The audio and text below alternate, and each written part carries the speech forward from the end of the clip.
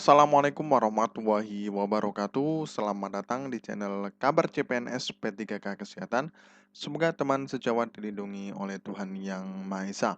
Teman sejawat yang baru tahu channel ini, silakan subscribe dan bunyikan tombol loncengnya agar tidak ketinggalan informasi tentang kabar CPNS dan P3K yang terbaru.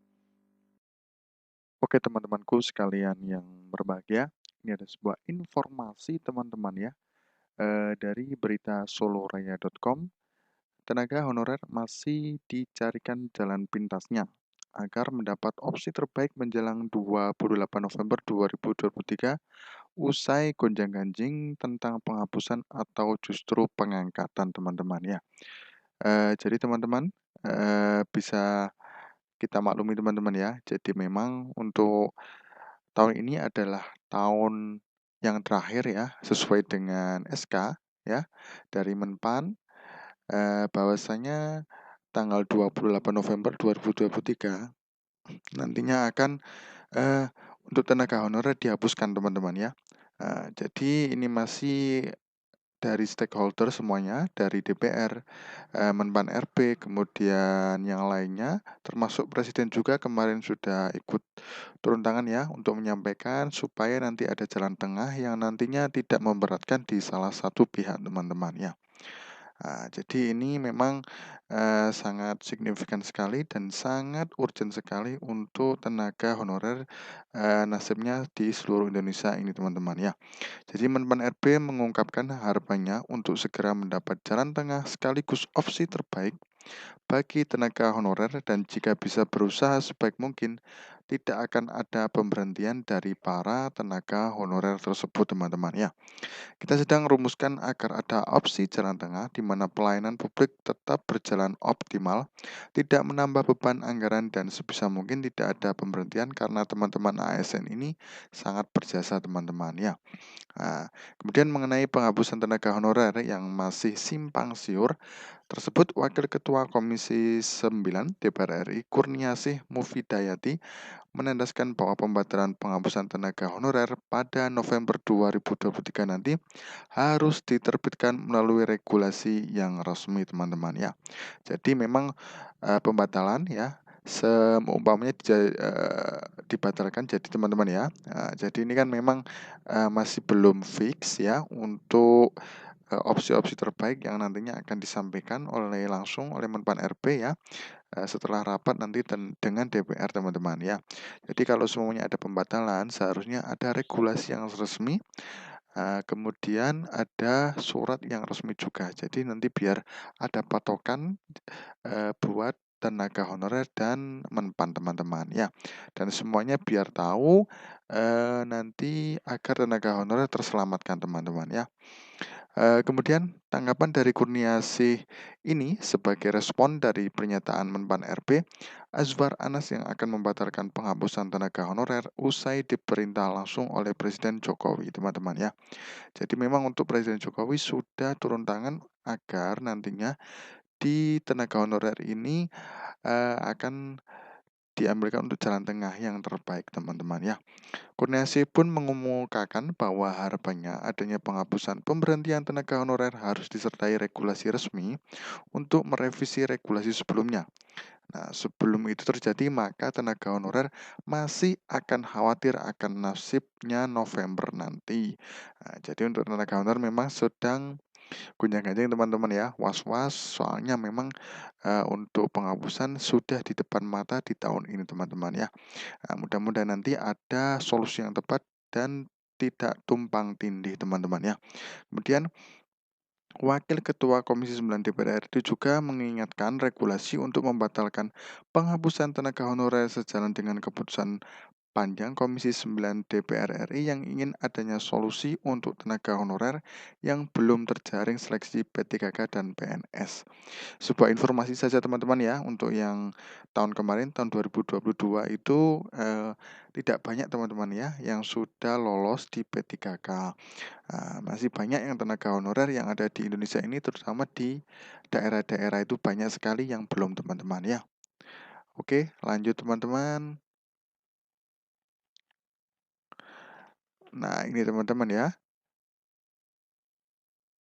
Ini berdasarkan ya, dikutip dari, berita Solo Raya ya, dpr.go.id pada 9 Maret 2023, Kurniasi menambahkan bahwa perlu untuk membuat rumusan agar tenaga honorer bisa mendapat kesejahteraan yang layak mengingat perannya yang krusial dan belum bisa diganti teman-teman ya. Hal ini dilakukan demi menghindari peluang adanya begitu membludaknya angka pengangguran akibat dari penghapusan tenaga honorer teman-teman ya. Menurutnya tenaga honorer di bidang kesehatan masih sangat dibutuhkan karena banyaknya ketimpangan jumlah tenaga dalam bidang kesehatan dengan rasio penduduk yang sangat banyak teman-teman ya. Jadi memang untuk yang tenaga honorer ini memang diprioritaskan, soalnya memang tumpuan di Indonesia ini adalah pendidikan dan kesehatan itu, untuk pelayanan dasar teman-teman ya. Pelayanan dasar ada di kesehatan, kemudian yang untuk pendidikan itu memang untuk dasar di pendidikan ya. Jadi dua ini harus, ditingkatkan lagi untuk efektivitasnya, eee, dan memang diisi banyak tenaga honorer ketimbang untuk, di PNS-nya teman-teman ya. Khususnya bagi tenaga honorer di bidang kesehatan yang sudah sangat berjasa dengan membantu tenaga medis lainnya dan menerima risiko dalam penanganan pandemi COVID-19 teman-teman ya. Ya, itu memang, eee, banyak sekali teman-teman ya, di saat lain tidak mau ya, tidak mau untuk, menangani COVID kemarin, tenaga medis sudah berada di depan ya. Jadi untuk menanggulangi COVID kemarin ya harus diapresiasi sebenarnya teman-teman ya untuk kesehatan. Soalnya kenapa? Taruhannya nyawa teman-teman ya, bisa dibayangkan sendiri teman-teman ya, teman-teman sejawat ya, itu rasanya seperti apa. Kemudian ditambah lagi baru-baru ini pasukan medis berhadapan dengan penyakit-penyakit misterius lainnya yang membludak meskipun tak terlalu parah. Seperti pandemi kemarin, tenaga honorer juga sangat membantu dalam hal ini teman-teman ya. Tahun 2022 nanti diharapkan ketersediaan tenaga dokter umum dan dokter spesialis masing-masing 112 dan 28, dokter gigi 11, perawat dan bidang masing-masing 158 dan 75, sedangkan sanitarian dan tenaga gizi masing-masing 35 dan 56 per 100.000 penduduk teman-teman ya. Itu target dari DPR RI untuk tahun 2025 teman-teman ya. Nah, oke lanjut teman-teman. Kemudian data kemarin kesehatan membuktikan bahwa hanya tenaga perawat dan bidan yang sudah melebihi rasio yang ditargetkan tersebut. Sedangkan untuk dokter dan tenaga kesehatan lainnya masih jauh dari rasio yang ditargetkan teman-teman ya. Jadi perawat dan bidan sangat melebihi rasio. Jadi memang untuk yang pelayanan itu banyak kalau di daerah itu banyak perawat dan bidan teman-teman ya, dokter jarang.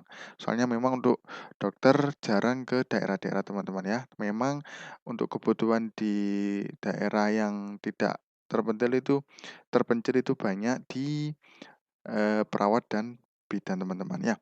Terlebih lagi jika membicarakan penyebaran tenaga kesehatan yang belum merata, perlu adanya regulasi yang baru untuk mengisi tenaga kesehatan baik itu berasal dari tenaga honorer ataupun tenaga yang bukan non honorer, menjadi pegawai PNS dan P3K teman-teman ya.